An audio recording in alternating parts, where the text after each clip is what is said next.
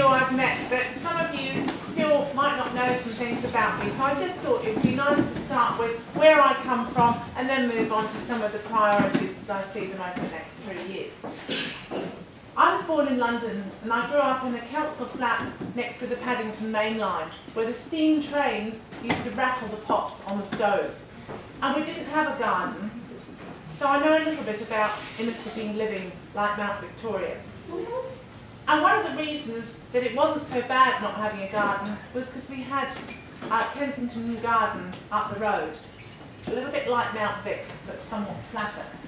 And if you're going to have some of that inner city denser living, then you need really good quality open space. In 1983, I moved to New Zealand, and I really fell in love with the little wooden houses on the hills, the compact city, and the wild places. And my husband, who's sitting in the back row there, being very good, very loyal. I don't think the marriage vows included the bit about standing for the mayoral too, but there you go. It was in sickness and in health or something like that. Which is it? In power or not, yes. And then in 1994, after a career in IT, in programming, in consultancy and in teaching, I was elected to the Wellington City Council. And I've done my best to put into practice some of the principles I hold dear. And going back to that compact city, it's been great to work on not just the inner town belt, but the outer green belt. It's got two real functions. One is to stop the city sprawling, and the other is for the recreation, or three really, the recreation and ecology of the city. I was also one of the councillors who introduced the pre-1930s heritage rule for Mount Victoria and Thorndon. And we are now beginning to see that it has its limitations, but at least we brought in something, and I think it stopped some of the wholesale changes in the inner city. The decisions that are made over the next 3 years are going to affect the health, wealth and well-being of Wellingtonians for many decades to come. I would like to talk to you about good transport choices, good technologies and local community action. Good transport choices. Let's start with walking, because for Mount Victoria residents and Mount Cook, that's going to be one of the most important ways of getting around. Part of it is just about signposting for people who are coming in from other parts of Wellington. The shortcuts, the ones that actually work, the streets that you can go through. But for Mount Victoria, it must be about creating a pedestrian priority so you don't have more than 2 minutes to wait, which is how it is at the moment. You have 2 minutes to wait at some of the busiest intersections.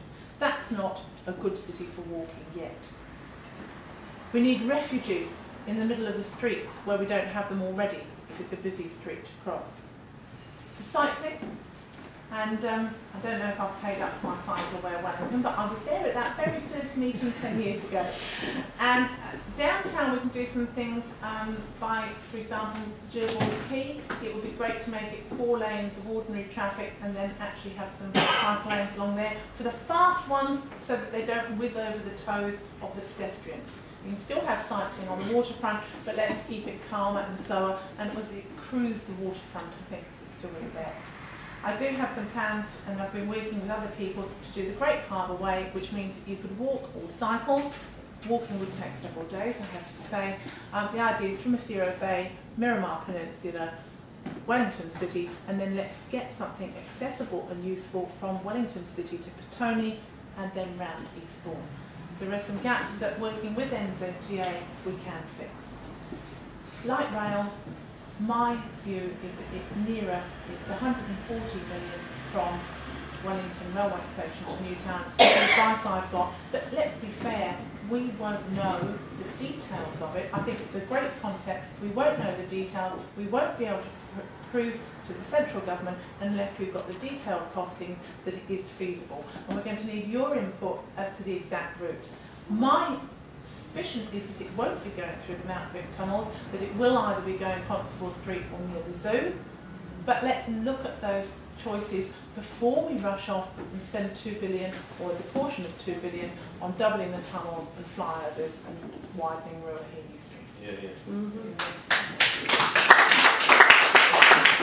So clean technologies, we do need jobs.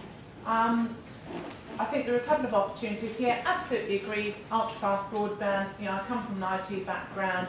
It's a no-brainer that we should be working with whatever government to actually make that happen. With CityLink, I was involved in the Info City strategy. We weren't just the most wired city in Australasia. We were the most wired downtown in the world at one point, and we've lost some of that leadership. Local community action. Many people have asked me also about some of the issues about emergencies. And yes, council needs to do the planning and have the staff and have the equipment. But who are the people that come to help you first? They are your neighbours. They're the people that know there's somebody elderly living in that house. There's somebody who knows that you're in a wheelchair. It's your closest neighbours. And we need to work together so that people know each other. And the way that people get to know each other in a city is threefold. If they work together, if it's a walkable neighbourhood so that you're not all driving and pressing the button and the garage door goes up and you don't actually know who else is in the street, so the walking school buses, the walkable neighbourhoods, that's great. And the third one is to work on real projects. Yes, blogs are fine, but you don't meet people and learn to know them in the way that you do in a garden or building something or cycling together or planning together on a blog. So I think that community resilience is really important to be built by real projects, and council has to provide the facilities, not always by owning them. And I think Mount Victoria's done a great job of creating the new Crossways, but certainly council should either support or own community centres, libraries and recreation centres and parks, because that gives you the community infrastructure that you can build.